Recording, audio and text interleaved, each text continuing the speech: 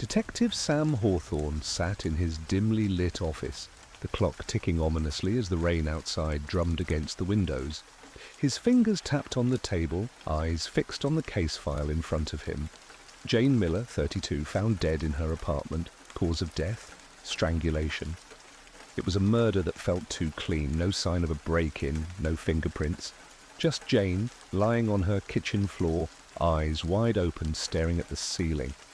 Sam had worked homicide for over a decade, but this one was different. It wasn't just the crime, it was the feeling that something was missing, like he was being led down a path someone else had carefully set. Sam arrived at Jane's apartment, a modest place on the outskirts of the city. The crime scene tape still flapped in the wind, though most of the police had already left.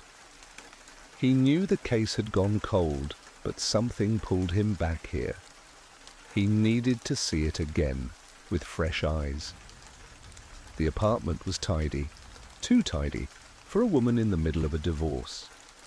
He knew from Jane's friends that she'd been going through a rough patch. Her husband David had left her 2 months ago. He was the prime suspect, but he had an airtight alibi. A business trip across the country. Witnesses, plane tickets, everything checked out. Sam walked into the kitchen where Jane had been found.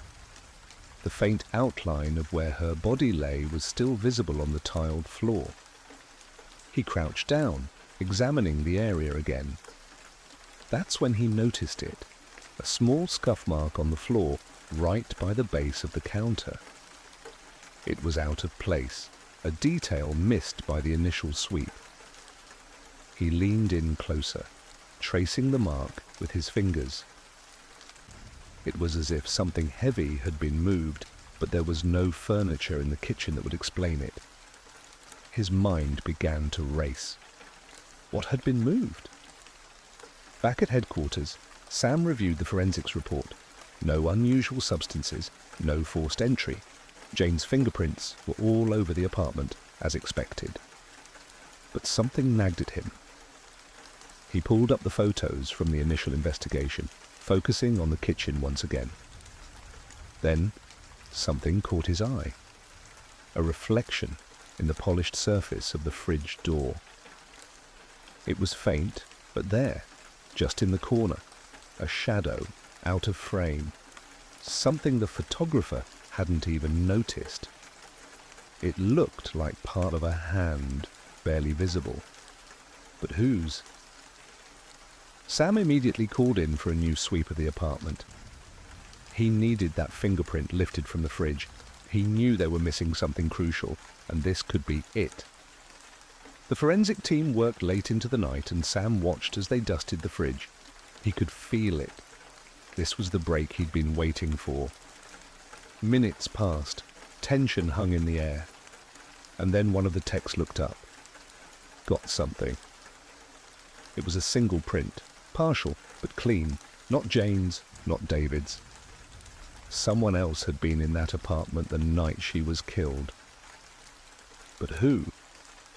The fingerprint results came back fast.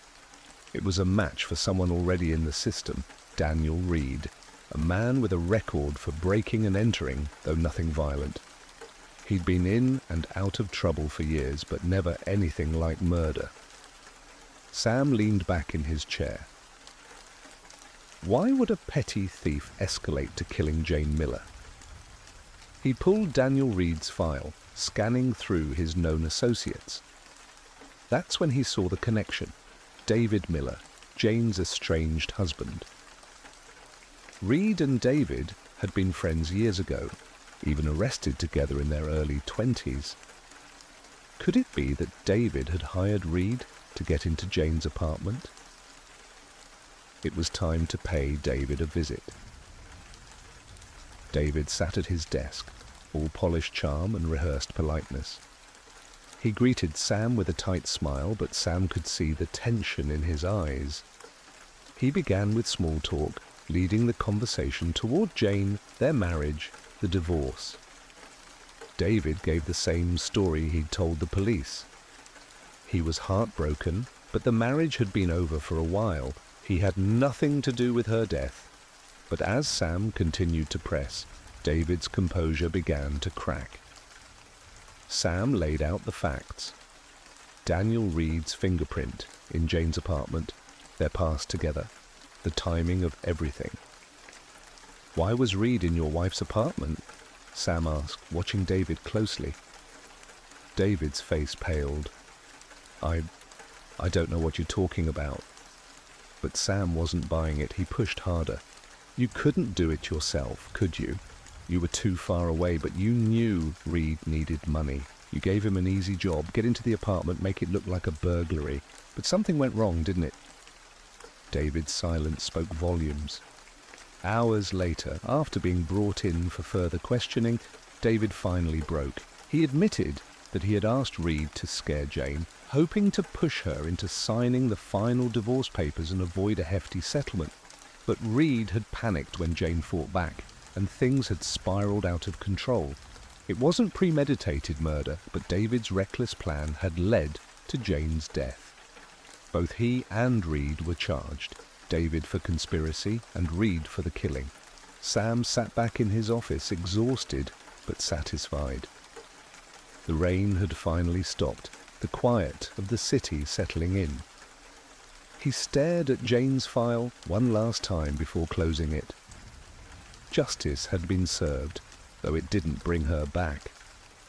Another case solved, but the weight of it all lingered. Sam poured himself a drink, the night stretching on, knowing tomorrow would bring another case, another mystery.